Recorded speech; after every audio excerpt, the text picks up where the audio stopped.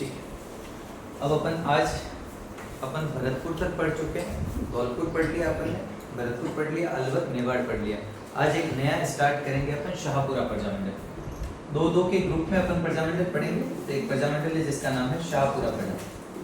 1938 के 1938 के 5 प्रजामंडल है, जिसमें से अपन ने मेवाड़ पढ़ लिया है, जिसमें से अपन ने अलवर पढ़ लिया है, जिसमें से अपन ने भरतपुर। अब 1938 के 2 प्रजामंडल और बचे, जिसमें एक का नाम है शाहपुरा।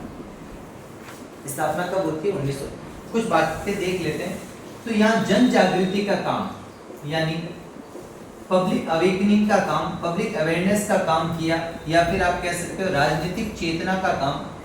अगर आपसे कोई पूछे कि शाहपुरा के अंदर राजनीतिक चेतना का काम किसने किया है, तो उसका एक नाम याद रखना है आपको। राजनीतिक चेतना काम किया वो शाहपुरा के शासक ही थे। शाहपुरा का शासक उमेद सिंह। क्या नाम है? शाहपुरा का शासक उमेद सिंह। उमेद सिंह जी जो है, उन्होंने ही क्या किया, यहाँ पर राजनीतिक चेतना का काम किया। आप सब जानते हैं कि शाहपुरा भीलवाड़ा में एक संप्रदाय की प्रधान पीठ है। कौन सा संप्रदाय? राम स्नेही संप्रदाय। अपन ने पढ़ा भी फूल डोल महोत्सव के समय। तो ये व्यक्ति जो है, एक तो राम स्नेही संप्रदाय से, राम स्नेही संप्रदाय से प्रभावित है। दूसरा, ये आर्य समाज से प्रभावित है। आर्य समाज से रामस्नेही संप्रदाय जिसकी प्रधान पीठ शाहपुरा में है, उससे और आर्य समाज से ये क्या है, प्रभावित है। कौन प्रभावित है? तो इन्होंने जो है, इनसे प्रभावित होने के अच्छे नेचर के इंसान है, बढ़िया आदमी है। तो इन्होंने क्या किया, सामाजिक सुधार कार्य किए। सामाजिक सुधार, सोशल रिफॉर्म के वर्क किए इन्होंने, सामाजिक सुधार कार्य। जैसे सामाजिक सुधार, जैसे इन्होंने बहुत सारे पाठशाला बनवा दिए, अनेक पाठशालाओं का निर्माण करा दिया। विधवा महिलाओं के लिए रहने के लिए स्थान यानी विधवा आश्रमों की इन्होंने स्थापना कर दी, और कई अन्य जो है इन्होंने सामाजिक सुधार कार्य किए। तो अगर आपसे कभी भी पूछे कि शाहपुरा के अंदर जन जागृति लाया कौन, पब्लिक अवेयरनेस लाया कौन, या फिर पॉलिटिकल अवेयरनेस लाया कौन, तो जन जागृति या राजनीतिक चेतना लाने वाला व्यक्ति का नाम क्या है? उमेद सिंह। कहां से संबंध रखते हैं? शाहपुरा। शाहपुरा के ये शासक हैं। ये रामस्नेही संप्रदाय और आर्य समाज से बहुत ज्यादा प्रभावित थे। इन्होंने सामाजिक सुधार कार्य किए, कई विधवा आश्रमों की स्थापना की, और कई पाठशालाओं की इन्होंने क्या करी, स्थापना करी। यहाँ तक की बात आपको एकदम अच्छे से समझ में आती है। आगे बढ़ते हैं कि ये जो प्रजामंडल है, जो शाहपुरा वाला जो प्रजामंडल है, इसके संस्थापक सदस्यों की बात करते हैं। शाहपुरा का जो प्रजामंडल है, उसके संस्थापक की बात करते हैं। कौन कौन इसके संस्थापक में शामिल है? शाहपुरा प्रजामंडल की बात करते हैं, उसके संस्थापक में एक नाम आता है लादूराम व्यास। क्या नाम आता है? लादूराम व्यास। ये आज आप लास्ट लेट हैं, फाइनल, ठीक है? कल से मैं गेट नहीं खोलूंगा, ठीक है? भले आप कितने ही करें, बीच में डिस्टर्बेंस नहीं चाहिए मेरे को। लास्ट एंड फाइनल है आज, ठीक है? लादूराम व्यास जो है वो है संस्थापक। तो एक तो बात याद रखना, इसके संस्थापक में क्या नाम है? लादूराम व्यास। एक का नाम है रमेश चंद्र ओझा। रमेश चंद्र ओझा, ठीक है? रमेश चंद्र ओझा। एक व्यक्ति है इसमें, अभय सिंह डांगी। अभय सिंह डांगी, इनके नाम आपको याद रखने। तो शाहपुरा प्रजामंडल की स्थापना करने में लादूराम व्यास, रमेश चंद्र ओझा और अभय सिंह डांगी जो है, इनकी भूमिका आती है। जिसमें अध्यक्ष किसको बना दिया गया? अध्यक्ष बना दिया गया अभय सिंह डांगी। आई बात। अब इन सब ने किससे प्रेरणा लेकर, इनको जो प्रेरणा दी है ना, प्रेरणा वो किसने दी है? वो दिए मेवाड़ प्रजामंडल के संस्थापक। कौन थे मेवाड़ प्रजामंडल के संस्थापक? माणिक्यलाल वर्मा। क्योंकि आप ध्यान से देखो, माणिक्यलाल वर्मा, एक समय था तब शाहपुरा किसके अंतर्गत आता था? मेवाड़ रियासत के अंतर्गत आता था। फिर अपन ने समय देखा था जब शाहजहां के समय शाहपुरा जो है वो मेवाड़ रियासत से अलग हो जाता है और पृथक एक रियासत का दर्जा मिल जाता था। तो शाहपुरा में भी कैसे गोइल वंशी है, मेवाड़ में भी गोइल वंश है।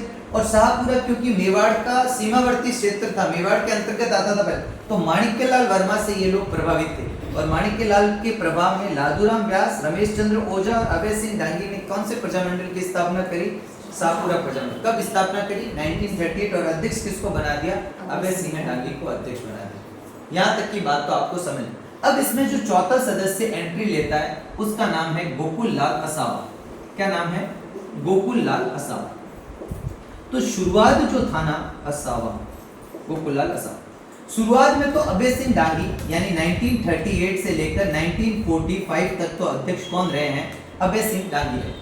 लेकिन 1945 में 1945 में अध्यक्ष कौन बने? गोकुललाल असावा। इंपॉर्टेंट नाम है, याद रखना। एक तो ये याद रखना, एक ये याद रखना, दो नाम तो इंपॉर्टेंट आप याद रखना। गोकुललाल असावा शाहपुरा प्रजामंडल के अध्यक्ष बने 1945 में। इन्होंने महाराजा से बात करी, उत्तरदायी शासन की मांग की गई।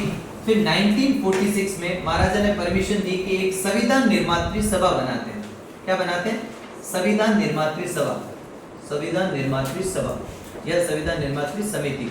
और इस समिति का अध्यक्ष भी किसको बना दिया? समिति का अध्यक्ष भी किसको बना दिया? गोकुललाल असावा को। कि गोकुललाल असावा के नेतृत्व में एक समिति का गठन किया गया और समिति का नाम क्या है? संविधान निर्मात्री सभा। एक डेट आपको याद रखनी है, डेट है 14 अगस्त 1947। शाहपुरा के अंदर पूर्णतः यानी कंप्लीटली रेस्पॉन्सिबल गवर्नमेंट, उत्तरदायी सरकार की स्थापना हुई। कैसी सरकार? पूर्णतः उत्तरदायी यानी कंप्लीटली रेस्पॉन्सिबल गवर्नमेंट की स्थापना हुई 14 अगस्त 1947। और उसका जो पीएम बनाया गया, प्रधानमंत्री बनाया या फिर सीएम, जो भी उस समय का पद मानो आप, तो वो किसको बनाया गया? वो बनाया गया गोकुललाल असावा। किसको बनाया गया? गोकुललाल असावा। इंपॉर्टेंट नाम है, आप राजस्थान के एकीकरण में भी इनका नाम पढ़ेंगे। राजस्थान का जब एकीकरण पढ़ेंगे तब भी आप दूसरे चरण में इनका नाम पढ़ेंगे। तो इंपॉर्टेंट है, शाहपुरा के अंदर गोकुललाल असावा को क्या बना दिया? अब ऐसा करने में इंपॉर्टेंट क्या है? डेट इंपॉर्टेंट, डेट इसलिए इंपॉर्टेंट है कि शाहपुरा पहली रियासत बन गई। पहली रियासत, राजस्थान की ऐसी पहली रियासत बन गई जिसने, पहली रियासत बनी जिसने पूर्णतः उत्तरदायी शासन की स्थापना करी। उत्तरदायी शासन की स्थापना। तो राजस्थान में अगर आपसे पूछे कि वह पहली रियासत कौन सी है जहां पर कंप्लीटली रेस्पॉन्सिबल गवर्नमेंट बनी, पूर्णतः उत्तरदायी शासन की स्थापना हुई, तो वो कौन सी है? शाहपुरा। और उस समय शाहपुरा के शासक कौन थे? किसने ये, तो कितना बढ़िया आदमी होगा वो, कितना मतलब जनता का हितैषी आदमी होगा जिसने कंप्लीटली पूरी एक सरकार बना दी और पूरी सरकार को जनप्रतिनिधियों को सौंप दी कि अब आप ही इसका संचालन करोगे और आपका जो मुखिया होगा वो कौन होगा? गोकुललाल असावा। तो उस शासक का नाम याद रखना है कि ऐसा करने वाला शासक कौन था? उसका नाम है सुदर्शन देव सिंह। सुदर्शन देव, महाराजा सुदर्शन देव जो है उनको इसका क्या माना गया? शासक। उस समय ये शासक थे शाहपुरा के। तो ये प्रजामंडल से याद रखने लायक बात है। दोबारा सुनना, शाहपुरा पहले मेवाड़ रियासत का हिस्सा हुआ करता था, बाद में ये पृथक रियासत का दर्जा दे दिया। यहाँ गुहिल वंश का शासन था। यहाँ जन जागृति यानी पॉलिटिकल अवेकनिंग लाने वाला, पब्लिक अवेयरनेस लाने वाला व्यक्ति कौन है? उस व्यक्ति का नाम है महाराजा उमेद सिंह। उमेद सिंह ने जन कल्याण के खूब काम किए, सामाजिक सुधार के खूब काम किए। वो खुद रामस्नेही संप्रदाय से क्या थे? प्रभावित थे। रामस्नेही संप्रदाय की पीठ आप सब जानते हो, शाहपुरा। आर्य समाज से प्रभावित थे। उन्होंने विधवाओं के लिए विधवा आश्रम, बच्चों के लिए कई पाठशाला बनवाए। यहाँ तक बात समझ आती। फिर प्रजामंडल की स्थापना कब हुई? 1938 में। कौन कौन नाम है? लादूराम व्यास, रमेश चंद्र ओझा, अभय सिंह डांगी और गोकुललाल असावा। लादूराम व्यास और रमेश चंद्र ओझा ने इसकी शुरुआत करी थी और किससे प्रेरणा लेकर की थी? माणिक्यलाल वर्मा से। अध्यक्ष किसको बनाया? अभय सिंह डांगी। 38 से 45 तक अभय सिंह डांगी से। शुरुआती थोड़े चरण के लिए लादूराम व्यास रहे अध्यक्ष, लेकिन मेन बाद में कौन रहे? अभय सिंह डांगी रहे 38 से 45 तक। 45 में इसके अध्यक्ष कौन बने? गोकुललाल असावा। उत्तरदायी सरकार की मांग जब बढ़ने लगी तो फिर राजा ने परमिशन दे दी सुदर्शन देव सिंह ने कि आप एक काम करो, संविधान निर्मात्री समिति की स्थापना करो, और गोकुललाल असावा के नेतृत्व में उसका गठन किया गया। उसकी सिफारिश पर फिर 14 अगस्त 1947 को शाहपुरा में कंप्लीट रेस्पॉन्सिबल गवर्नमेंट की स्थापना की। सीएम किसको बनाया गया? गोकुललाल असावा को। पहली ऐसी रियासत बन गई शाहपुरा जो राजस्थान में पूर्णतः उत्तरदायी शासन की स्थापना करती है। उस समय वहां के शासक कौन थे? सुदर्शन देव सिंह वहां के क्या थे? शासक। ये तो होगी सर शाहपुरा। 1938 की बात करिए। 1938 में 5 प्रजामंडल गठित हुए। अपन ने मेवाड़ देख लिया, अलवर देख लिया, भरतपुर देख लिया, शाहपुरा देख लिया। अब एक और आता है प्रजामंडल, वो है करौली। कौन सा प्रजामंडल है? करौली। करौली प्रजामंडल। ठीक है, कौन सा प्रजामंडल है? करौली। करौली की बात करें तो करौली प्रजामंडल की स्थापना भी कब हुई है? 1938 में। यहाँ जन जागृति का काम कौन कर रहा है? देखो, जन जागृति लाने का काम, ठीक है, राजनीतिक चेतना लाने का काम जो कर रहे हैं, उसमें राजनीतिक चेतना या जन जागृति लाने का यहाँ जो काम कर रहे हैं उसमें दो व्यक्तियों का नाम आता है। एक व्यक्ति है जिसका नाम है कुंवर मदन सिंह। इनकी पहले भी अपन ने चर्चा करी, कुंवर मदन सिंह। और एक व्यक्ति का नाम है त्रिलोक चंद्र महतो। त्रिलोक चंद्र महतो, इनका तो खूब बार सवाल आया हुआ है, बहुत बार पूछा गया है कि करौली प्रजामंडल का संस्थापक कौन है? त्रिलोक चंद्र महतो। आगे पढ़ेंगे, ठीक। कुंवर मदन सिंह जो है, इन्होंने करौली किसान आंदोलन का नेतृत्व किया था। करौली किसान आंदोलन, आपने करौली में जो किसान आंदोलन पढ़ा होगा, मैंने लिखवाया भी होगा जब किसान आंदोलन लिखे। हाँ, कब हुआ था? 1927। बहुत बढ़िया। 1927 में करौली किसान आंदोलन का नेतृत्व किसने किया था? यही कुंवर मदन सिंह ने किया था। क्या शर्तें? वही वाली शर्तें, जागीरदारों के शोषण, जागीरी शोषण के विरुद्ध, जागीरी शोषण के विरुद्ध, हिंदी को प्रोत्साहन, हिंदी को राजभाषा बनाने के लिए, बेगार प्रथा के विरुद्ध, ये सारे कारण थे जिसके लिए इन्होंने आंदोलन किया था। और इन कुंवर मदन सिंह का जो सहयोग किया था इस काम में, सहयोग करने वाला व्यक्ति था, उसका नाम था पूर्ण सिंह। क्या नाम था? पूर्ण सिंह या पूर्ण सिंह, कैसे भी लिख लो। ये इनके क्या थे? सहयोगी थे इस आंदोलन में। याद रह जाएगा, दोबारा सुनना। जन जागृति लाने का, अब देखो 38 में प्रजामंडल गठित हो रहा है, मैं आपको बात बता रहा हूँ 27 की, 10-11 साल पहले की। तो शुरुआत में यहाँ पर जो लोगों में जन जागृति आई थी, वो आपको पता है प्रजामंडल बनने से पहले किसान आंदोलन हुए, तो धीरे धीरे लोगों में क्या हुई है? जागृति आई है। बिजोलिया किसान आंदोलन अपन बार बार बात करते हैं, तो वो भी एक प्रमुख कारण। तो यहाँ पर कौन है? कुंवर मदन सिंह जो है, उनके नेतृत्व में यहाँ पर क्या आई है? जन जागृति। करौली में किसान आंदोलन का नेतृत्व किया 1927 में, जिसकी शर्तें वही, लाग बाग के विरुद्ध आंदोलन करना, बेगार प्रथा, जो आपको फ्री में काम करवाया जाता था, जिसके बदले पैसे नहीं होते थे, वो हिंदी को राजभाषा बनाने के लिए जो संघर्ष हुआ उसके लिए। और इनके सहयोगी कौन रहे? पूर्ण सिंह इनके क्या रहे? सहयोगी। दूसरा नाम आता है त्रिलोक चंद्र महतो।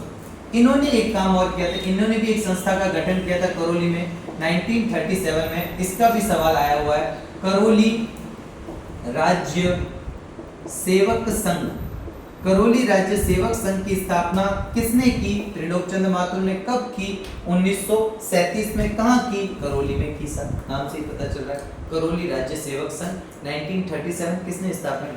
तो ये दो नाम तो आपको जन जागृति में याद रखना है। कहाँ पर? करौली। याद रह जाएंगे। आगे बढ़ते हैं, आगे बढ़।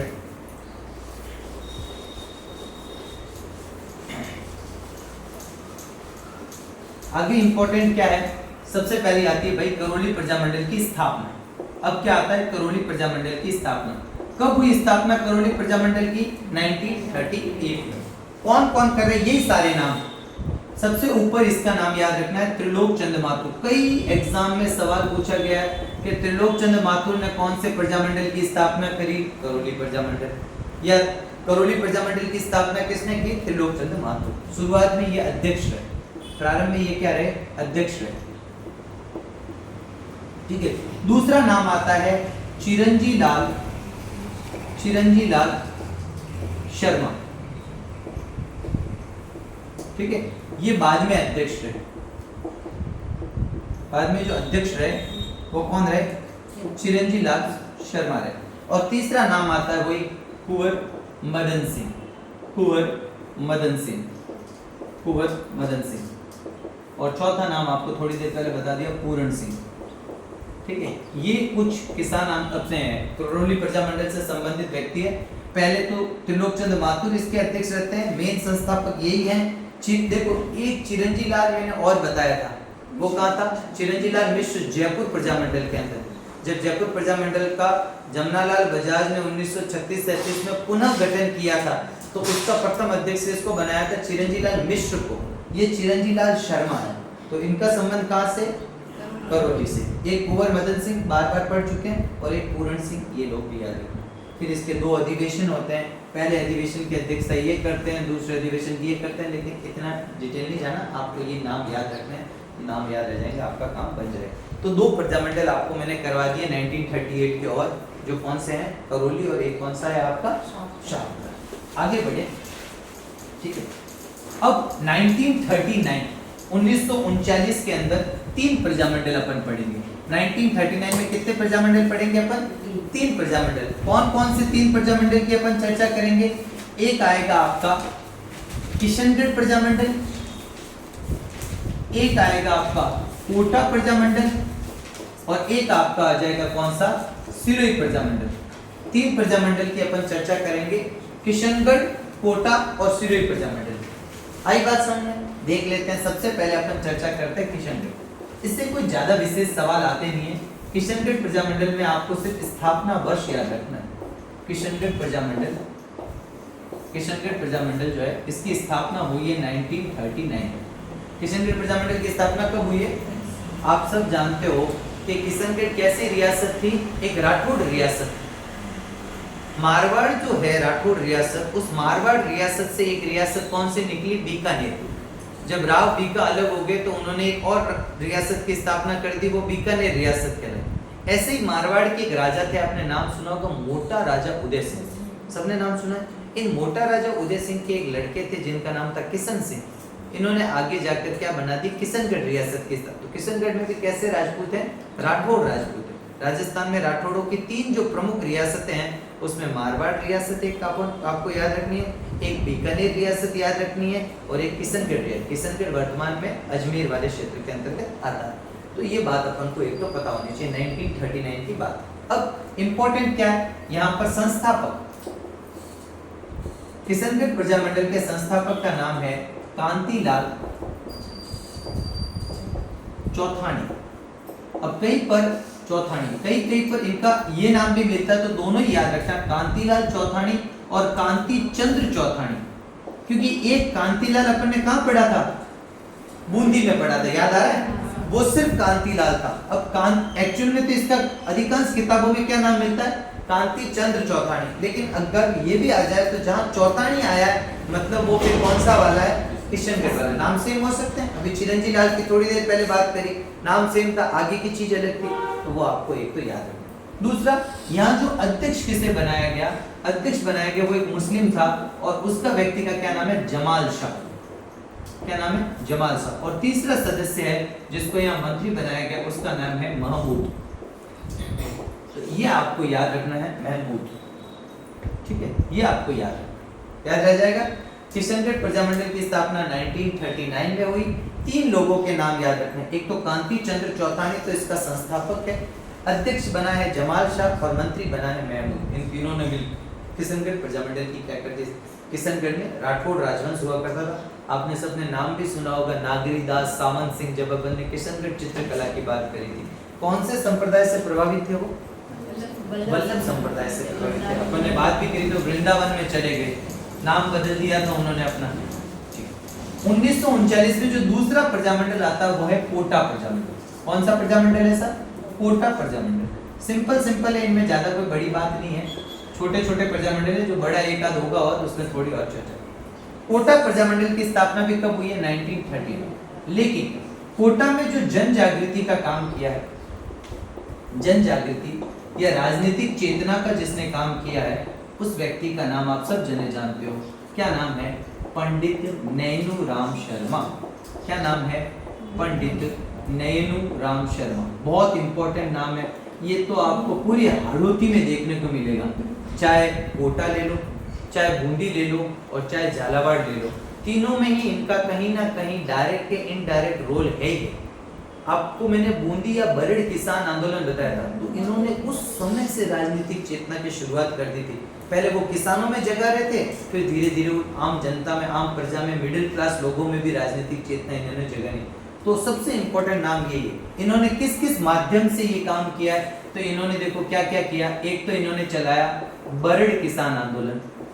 बरड़ किसान आंदोलन, इस बरड़ किसान आंदोलन का नेतृत्व इन्होंने किया, जिसको अपन ने बूंदी किसान आंदोलन भी बोला। एक इन्होंने संस्था बनाई, और इस संस्था का क्या नाम है? इस संस्था का नाम है प्रजा प्रतिनिधि सभा। कहां पर बनाई? कोटा में। प्रजा प्रतिनिधि सभा कहाँ पर बनाई? कोटा में। एक इन्होंने संस्था बनाई हाड़ौती सेवा संघ, हाड़ौती सेवा, क्योंकि ये किससे जुड़े हुए थे? खुद ये हाड़ौती क्षेत्र से थे और ये खुद राजस्थान सेवा संघ के सदस्य थे, तो उसकी एक शाखा इन्होंने हाड़ौती में स्थापित की, यानी कोटा बूंदी वाले क्षेत्र में, और वो हाड़ौती सेवा संघ कहलाता। जब इस पर प्रतिबंध लगा, हाड़ौती सेवा संघ को जब गैर कानूनी घोषित करके इस पर प्रतिबंध लगा, तो इन्होंने इसका नाम बदलकर किस नाम से चलाई? तो इन्होंने इसका नाम बदल दिया और नाम कर दिया हाड़ौती शिक्षा मंडल। ये सवाल आया हुआ है, हाड़ौती शिक्षा मंडल की स्थापना किसने करी? हाड़ौती शिक्षा मंडल की स्थापना पंडित नैनूराम शर्मा ने मोडक, मोडक एक जगह है, कहाँ पर है? कोटा में। मोडक कोटा में इन्होंने किसकी स्थापना करी? हाड़ौती शिक्षा मंडल की। पहले क्या नाम था इसका? हाड़ौती सेवा संघ, जिसका नाम बदल कर क्या कर दिया? हाड़ौती शिक्षा मंडल। ये बात भी याद रखना। एक इन्होंने काम जो किया वो चलाया इन्होंने हाड़ौती प्रजा मंडल। मैं आपको पहले ही बता चुका हूँ, हाड़ौती प्रजा मंडल की इन्होंने क्या की? स्थापना। और हाड़ौती प्रजा मंडल की स्थापना इन्होंने कहाँ की? कोटा में। और कब की थी? 1934 में। कोटा में इन्होंने एक प्रजा मंडल की स्थापना की थी, हाड़ौती प्रजा मंडल। याद आ रहा है? और उसका अध्यक्ष किसको बनाया था? कौन बताएगा उसका अध्यक्ष? हाजी फैज मोहम्मद। याद आ रहा है? फिर पढ़ा हो तो अगर आपने, हाड़ौती प्रजा मंडल की स्थापना हाजी फैज मोहम्मद को अध्यक्ष बनाया। ये काम इन्होंने पहले किए हैं, अभी कोटा प्रजा मंडल की स्थापना से पहले की बात बता रहा हूँ, दोबारा सुन लेना।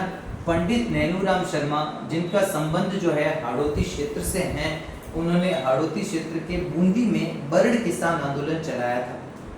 याद आ रहा है? बरड़ किसान आंदोलन, डाबी कांड वगैरह सब पढ़ा था अपन ने। नानक जी भील की बात पढ़ी थी, याद आ रहा हो तो आपको? पूरा अपन ने डिटेल में इसके बारे में चर्चा की थी, वही था, पूरा पढ़ा था आपने, ठीक है। फिर इन्होंने 1918 के आसपास में प्रजा प्रतिनिधि सभा, एक प्रजा प्रतिनिधि सभा और अपन ने पढ़ी थी। वो कहाँ पर पढ़ी थी अपन ने? बीकानेर में। बीकानेर के महाराजा गंगा सिंह ने स्थापित की थी। याद आ रहा हो तो 1913 में जब बीकानेर प्रजा मंडल पढ़ाया था। याद आ रहा है? बीकानेर चूरू के धर्म स्तूप पर तिरंगा फहराया था पहली बार। याद आ रहा है? याद रखो थोड़ा सा, वही वाला। तो यहाँ पर प्रजापति, एक इन्होंने हाड़ौती सेवा संघ, राजस्थान सेवा संघ की इकाई है हाड़ौती सेवा संघ इसकी, परंतु यहाँ बूंदी के उस कोटा के उस समय शासक थे उमेद सिंह सेकेंड, तो उनको ये बात पसंद नहीं है। उन्होंने हाड़ौती सेवक संघ पर क्या लगा दी थी? रोक लगा दी थी, प्रतिबंध लगा दी।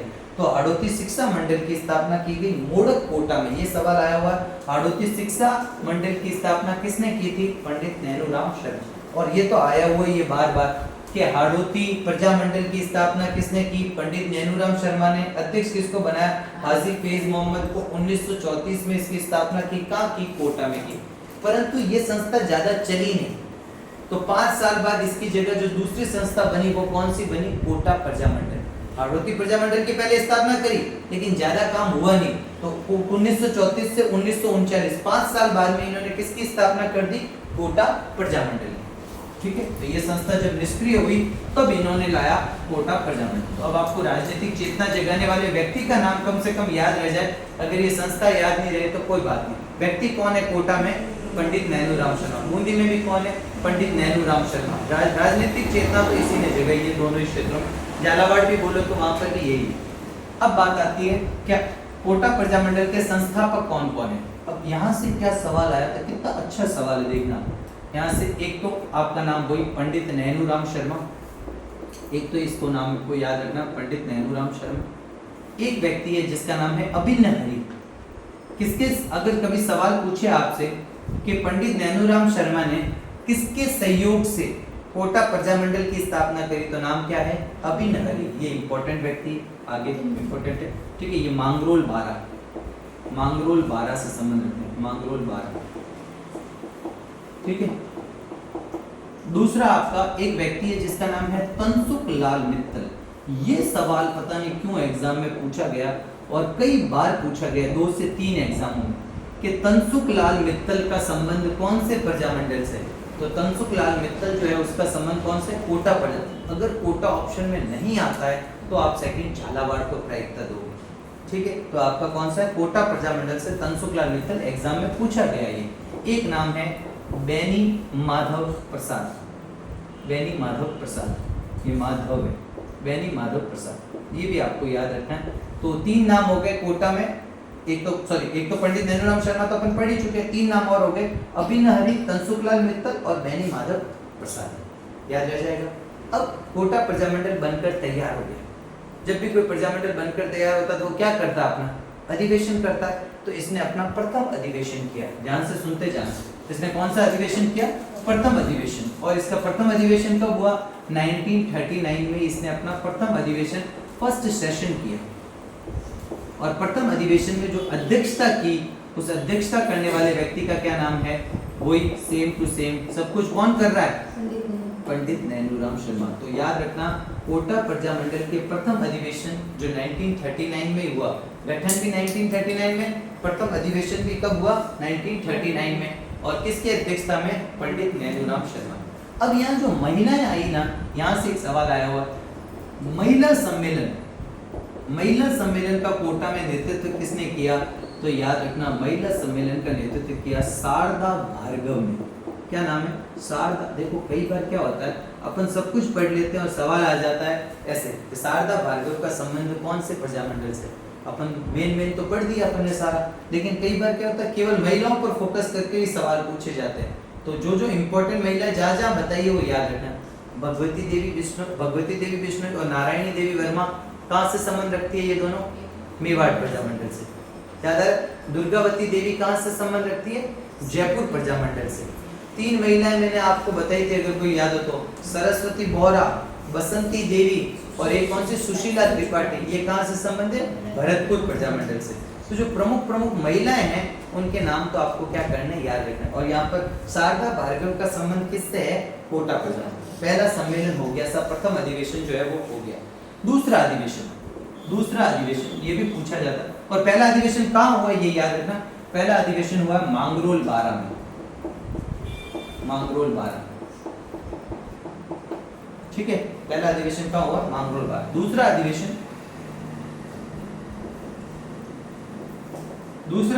हुआ 1940 में, और इसकी अध्यक्षता किसने करी, दूसरा, ये आते हैं सारे सवाल याद रखना है। दूसरा अधिवेशन की अध्यक्षता करी है अभिन्न हरि ने।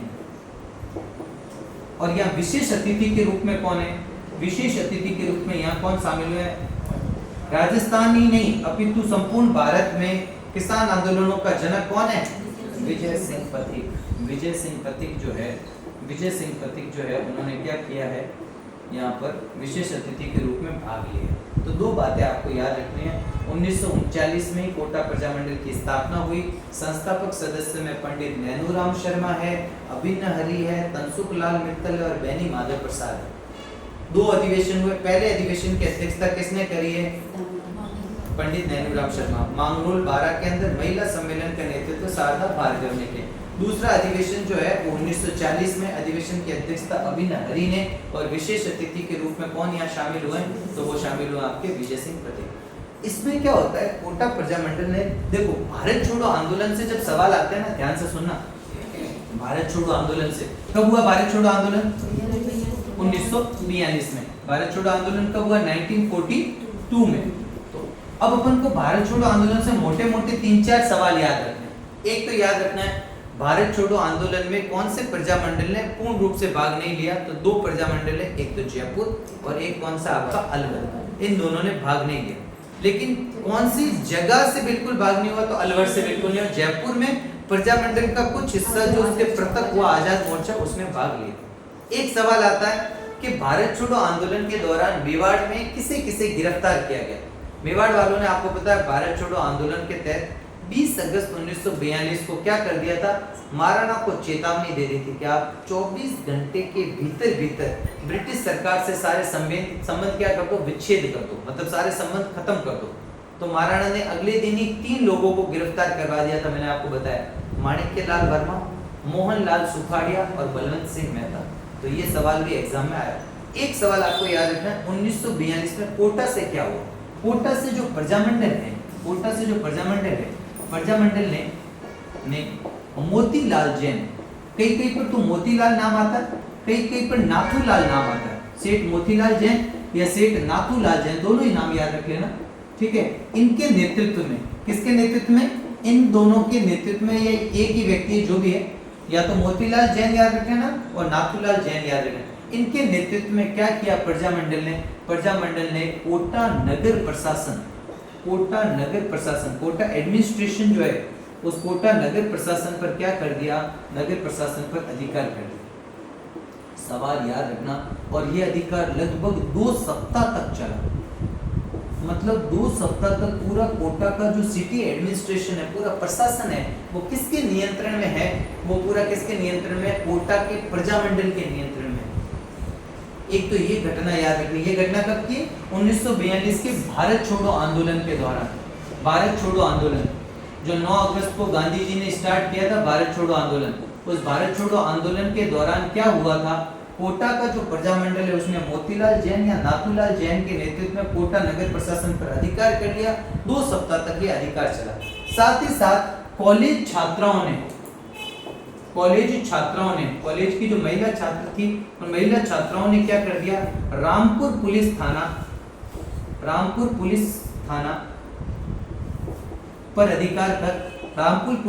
पर अधिकार कर दिया और वहां तिरंगा झंडा फहराया।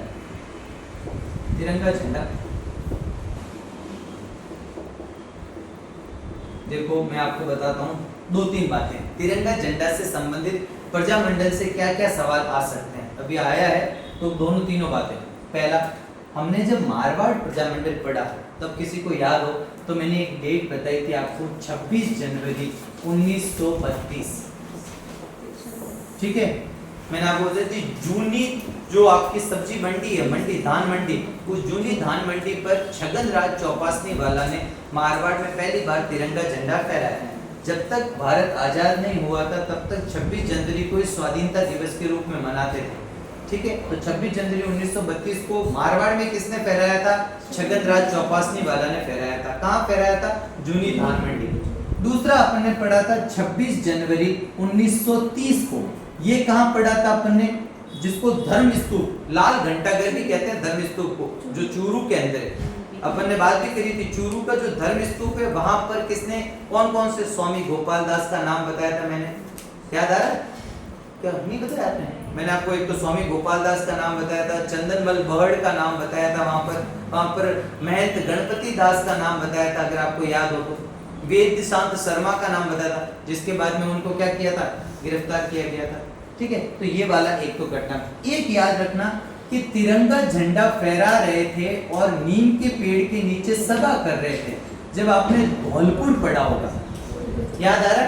11 अप्रैल 1947 आई थिंक सो, 11 अप्रैल 1947 जगह थी तसीमो।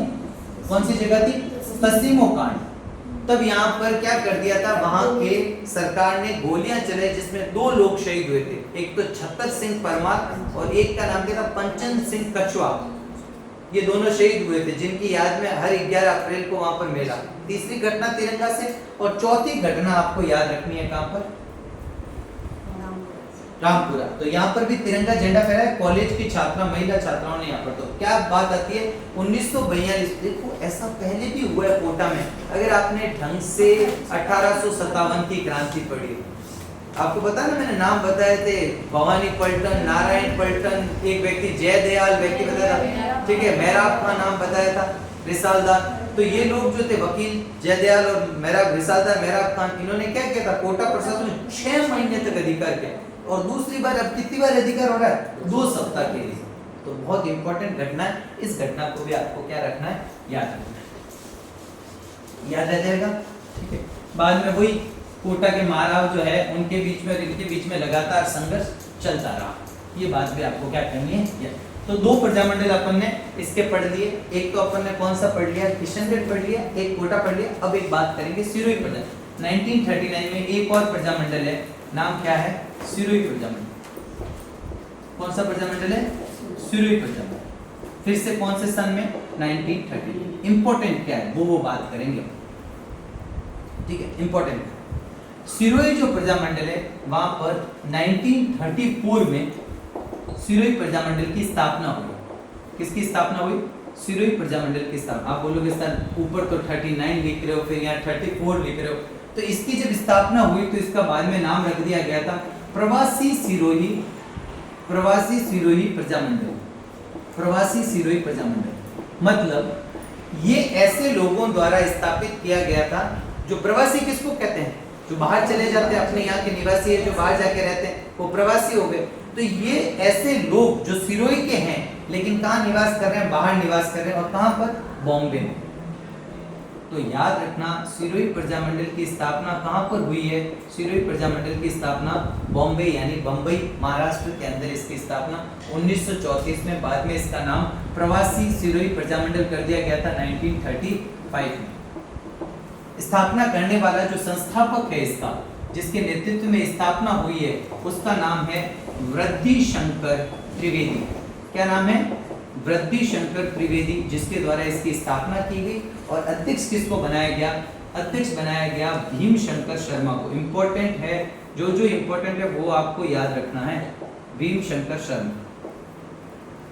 देखो राजस्थान में इससे पहले अपन दो प्रजामंडल की और बात कर चुके हैं जो राजस्थान से बाहर गठित हुए। ऐसे पॉइंट आपको याद रखना है जो सिमिलर है।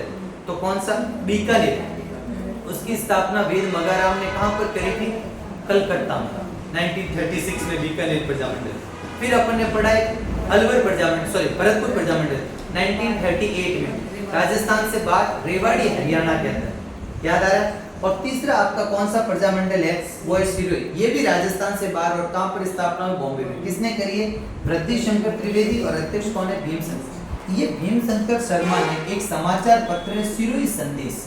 समाचार का नाम क्या है? समाचार पत्र का नाम क्या है? सिरोही संदेश समाचार पत्र। इस समाचार पत्र के माध्यम से किसकी आलोचना की? इसके माध्यम से सिरोही के महारावल, सिरोही का जो महारावल था, सिरोही के महारावल की आलोचना की। और सिरोही के महारावल की क्या कर दी? आलोचना। तो ये अपन को याद रखना है किसने आलोचना की है? तो आलोचना की है भीम शंकर शर्मा। याद रखना चाहो नाम तो सिरोही के उस समय महारावल थे स्वरूप सिंह।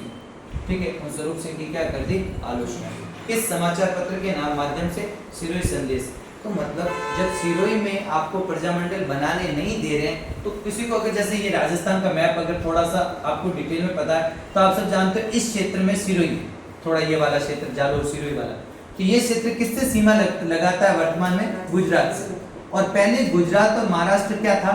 एक। 1960 में आप सब जानते हो मराठी बोलने वालों का महाराष्ट्र हो गया और गुजराती बोलने, तब तक गुजरात महाराष्ट्र एक था। पूरा बम्बई प्रांत कहलाता था, बम्बई प्रोविंस। तो उस बम्बई प्रोविंस में इस वजह से इसकी क्या हुई है? स्थापना। अब भले वो आज की गुजरात वाले क्षेत्र में हुई हो लेकिन उस समय तो पूरा क्या था? बॉम्बे था। तो याद रखना सिरोही प्रजामंडल की स्थापना कहाँ हुई है? बॉम्बे में, राजस्थान से बाहर हुई। अब ये प्रजामंडल बना तो दिया लेकिन दूर से प्रजामंडल उस तरीके से काम नहीं कर पा रहा था। भाई अब राजस्थान से बाहर है तो कितना काम कर पा रहा होगा? जन जागृति कितनी ला पा रहा हो? नहीं ला पा रहा हो। तो फिर बाद में क्या हुआ? 1938 में कांग्रेस का हरिपुरा अधिवेशन, मैंने एक दिन गलती से बता दिया था 51वां, मैं अपनी गलती स्वीकार करता हूं, तो वो 52वां अधिवेशन 52nd। तो अगर आपने कहीं लिखा हो तो उसको चेंज कर देना। कांग्रेस का 52वां अधिवेशन हरिपुरा अधिवेशन गुजरात में हुआ था। अध्यक्ष था सुभाष चंद्र बोस ने की। और इसी में क्या किया था? प्रजामंडलों को समर्थन देने की बात। इसी के तत्वाधान में गोकुल भाई भट्ट ने सिरोही प्रजामंडल की स्थापना करी। किसने स्थापना करी? अब संस्थापक कौन है? गोकुल भाई भट्ट। नाम सुना है सबने? गोकुल भाई। तो कई बार एग्जाम में वो पहला वाला फैक्ट आता ही नहीं है। कौन सा फैक्ट आता है? सीधा सीधा कि सिरोही प्रजामंडल के संस्थापक कौन है? तो गोकुल भाई भट्ट। इन्होंने कहाँ स्थापना करी? सिरोही में। और इनको हम क्या कहते हैं? राजस्थान का क्या कहते हैं? गांधी। अरे यार इतने तो बताओ, ऐसे करो कैसे काम चलेगा? गोकुल भाई भट्ट को क्या कहते हैं? राजस्थान का गांधी। और यहाँ पर अध्यक्ष भी कौन बन गए? अध्यक्ष भी इस प्रजामंडल के कौन बन गए? गोकुल भाई भट्ट। देखो पहले सिरोही प्रजामंडल की स्थापना सिरोही प्रवासी प्रजामंडल के नाम से कहां पर हुई? बंबई में हुई। याद रह जाएगा। किसने करी? तो वो करी वृद्धि शंकर त्रिवेदी। अध्यक्ष बनाया भीम शंकर शर्मा को। उन भीम शंकर शर्मा ने सिरोही संदेश नामक समाचार पत्र के माध्यम से तत्कालीन सिरोही के महारावल स्वरूप सिंह की कटु आलोचना की।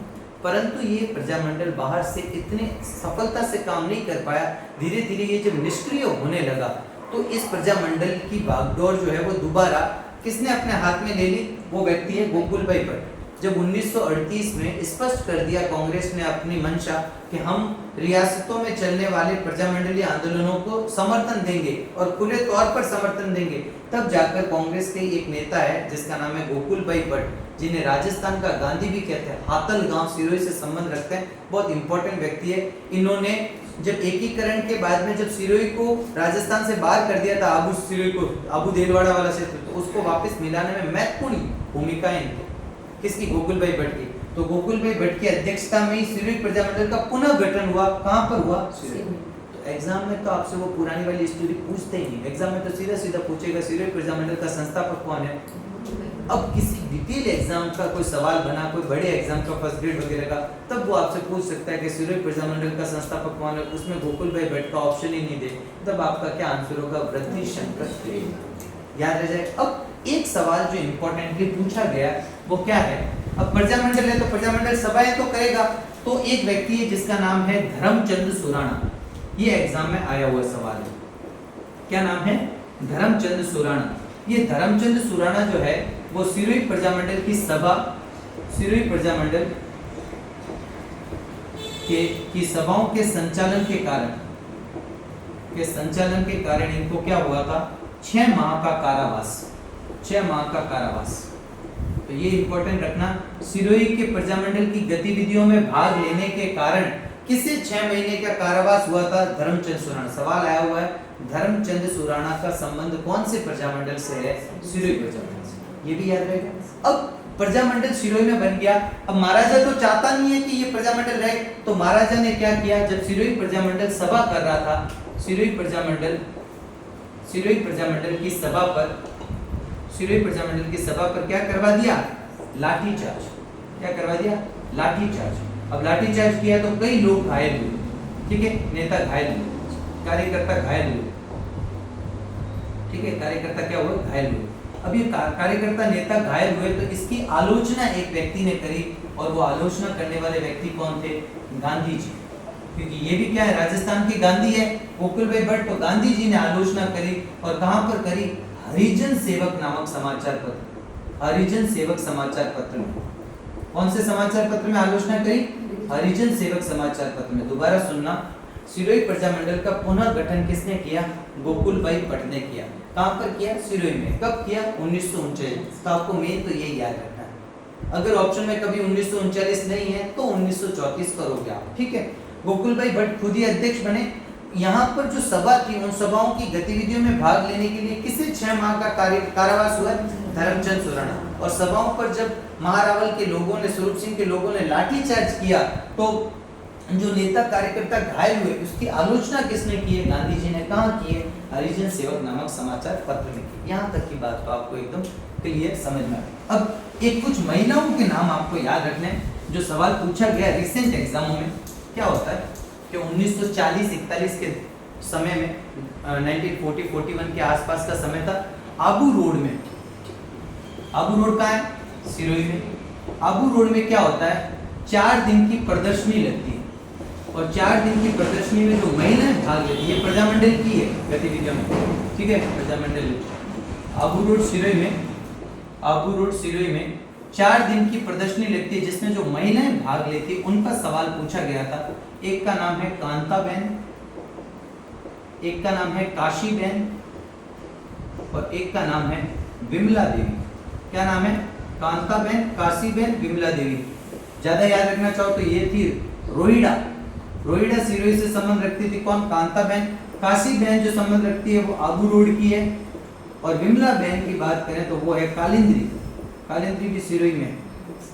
ये नाम आपने पढ़ा होगा जब मारवाड़ के महाराजा अजीत सिंह के बारे में पढ़ा होगा, तब उनको यहाँ पर शरण दी थी मुकुंद दास खिची, ठीक है, लेकर आया था यहाँ। तो सिरोही प्रजामंडल की बात करें तो 1939 में गठन, पुनः गठन किसने किया? गोकुल भाई भट्ट ने। गोकुल भाई भट्ट को राजस्थान का गांधी कहते हैं। प्रथम अध्यक्ष भी गोकुल भाई भट्ट है। इसकी गतिविधियों में भाग लेने के लिए 6 माह का कारावास धर्मचंद सुराणा को हुआ। सभा की बैठक थी, उस पर लाठीचार्ज हुआ, कई नेता घायल हुए। इसकी आलोचना गांधी जी ने अपने हरिजन सेवक नामक समाचार पत्र में करी। महिलाओं की 4 दिन की प्रदर्शनी में भाग लेने वाली कांताबेन, काशीबेन, विमला देवी। आगे का याद रहे तो ठीक है, नहीं तो इतना तो याद रखने। तो अपन ने अभी तक जो जो महिलाएं पढ़ी है वो आपको याद रहना चाहिए कि कौन से प्रजामंडल से संबंधित है। ठीक है, ये आपके 1939 तक के प्रजामंडल जो है वो हो गए। ठीक है,